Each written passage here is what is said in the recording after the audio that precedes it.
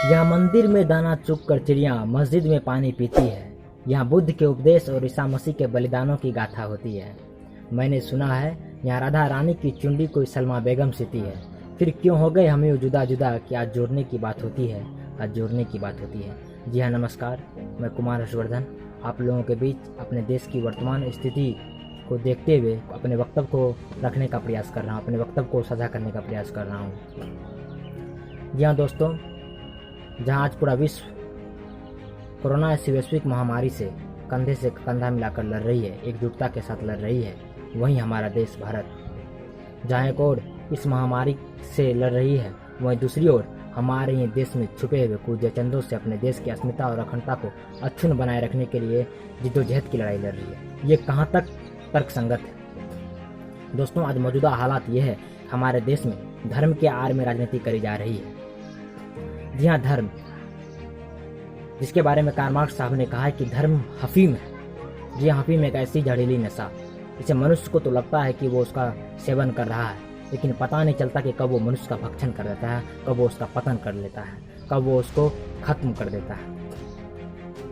तो आज ये बहुत ही सम्मोहक विषय है। हमारे देश में धर्म की राजनीति होनी चाहिए या फिर राजनीति की धर्म होनी चाहिए।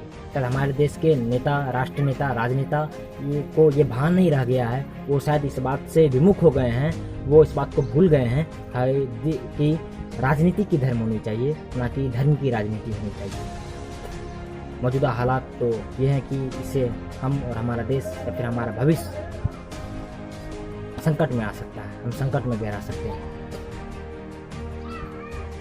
इतिहास के बारे में कहा गया है कि इतिहास दुनिया की सबसे बड़ी अदालत होती है, और इतिहास गवाह रहा है कि जिन जिन देशों के राजनीतिक सत्ता में धर्म का आगमन हुआ है, जिन जिन देशों में धर्म के आड़ में राजनीति करी गई है, वो देश का अवश्य कभी न कभी पतन हुआ है। उन्होंने अवश्य अपने अस्तित्व के लिए संघर्ष किया है, जिद्दोजहद किया, फिर चाहे वो ब्रिटेन, रूस, फ्रांस, चीन और जर्मनी ही क्यों ना हो।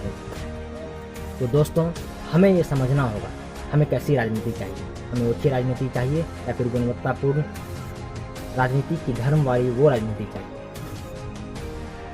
हमारे देश के पूर्व राष्ट्रपति और वैज्ञानिक डॉक्टर एपीजे अब्दुल कलाम साहब ने कहा है कि अगर 19वीं सदी इंग्लैंड की थी, 20वीं अमेरिका की है, तो 21वीं सदी हमारी होगी, भारतवासियों की होगी, भारत की होगी।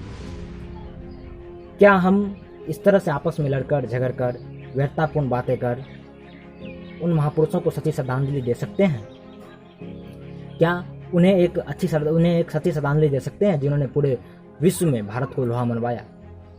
हाँ, हम दे सकते हैं। ऐसा हम करने में इसलिए विफल हो पा रहे हैं, हमारा आत्मबल कमजोर हो गया है। हमारा आत्मबल इतना कमजोर हो गया है कि वो भाषाओं में बिखर कर रह गया है, भावनाओं में सिमट कर रह गया है।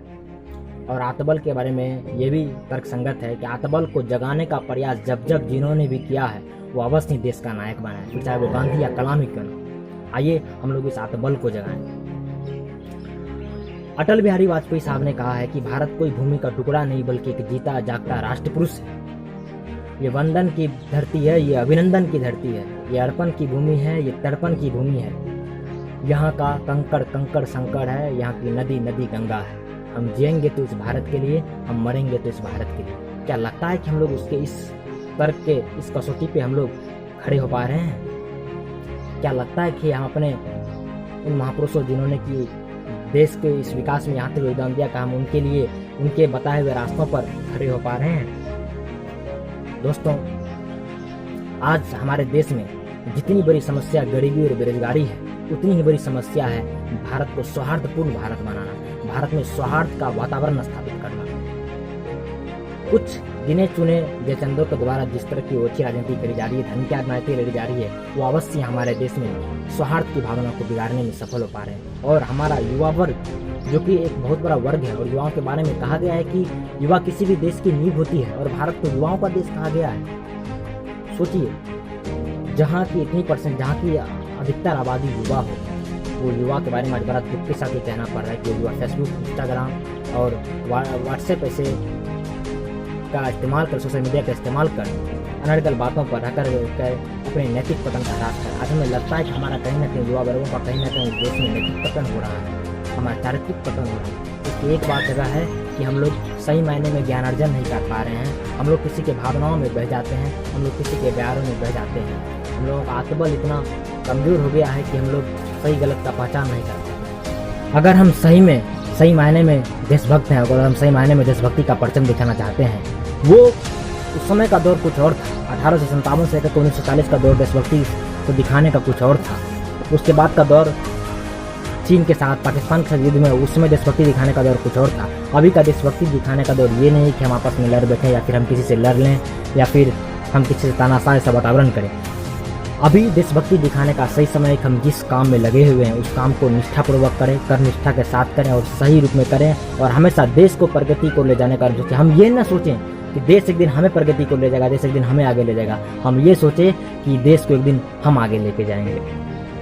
हमारी खास करके युवा पीढ़ियों से ये अपील है कि हम लोग अपने आत्मबल को जगा करके, अपने आत्मज्ञान को जगा करके इस देश के जो मौजूदा हालात हैं, इसमें जो इस तरह की जो राजनीतिकरण किया गया है, इस अंधकार को मिटाने का प्रयास करें। कहा भी गया है कि अंधकार को मिटाने का प्रयास जब कोई कर लेता है, यदि अंधकार को दूर करने का प्रयास यदि कोई कर लेता है तो एक अकेला जुगनू भी सब अंधकार हर लेता है। दोस्तों, इसी उम्मीद और इसी आशा के साथ मैं आप लोगों के बीच अपने वक्तव्य को रखने का प्रयास कर रहा था। हमें एक राष्ट्र श्रेष्ठ राष्ट्र के ऊपर ध्यान देना है, हमें राष्ट्र निर्माण के ऊपर ध्यान देना है, ना कि हमें ऊंची राजनीति करनी है, ना कि हमें घिनौनी राजनीति करनी है। हमें एक अच्छा इंसान बनना है, हमें सही मायने में देशभक्त बनना है। जय हिंद।